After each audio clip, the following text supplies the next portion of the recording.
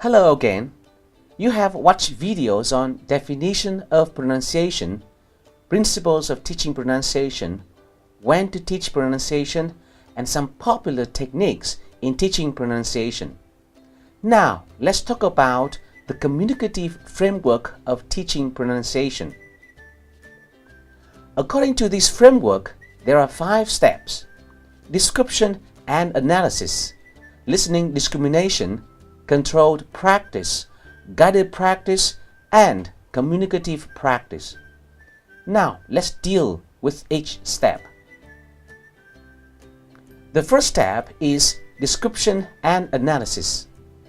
Initially, the teacher presents a feature showing when and how it occurs.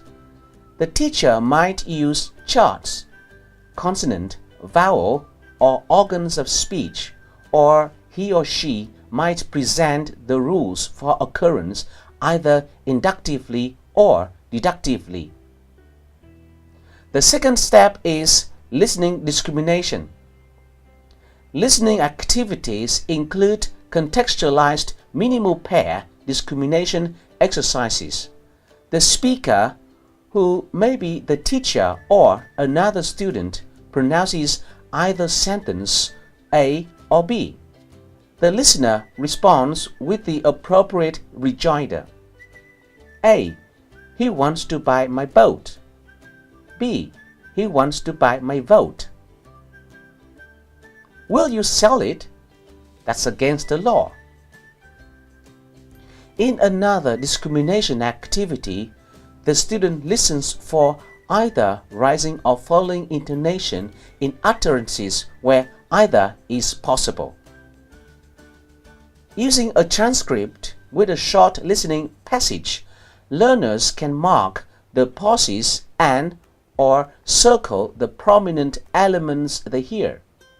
In general, the listener's task should be clearly defined and focused on only 1 or 2 features at a time.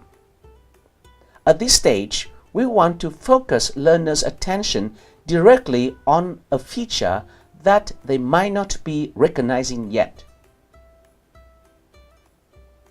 The next step is controlled practice. At the beginning, in a more controlled activities, the learner's attention should be focused almost completely on form. Any kind of choral reading can work if the learner's attention is clearly focused on the target feature.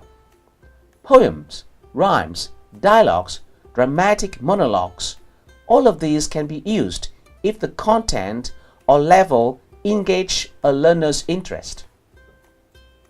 When performed with student partners, contextualized minimal pair activities, as mentioned before, are a combination of controlled practice for the speaker and listening discrimination for his or her partner.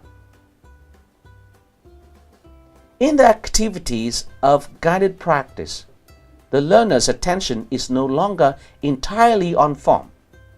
The learner now begins to focus on meaning, grammar, and communicative intent, as well as pronunciation.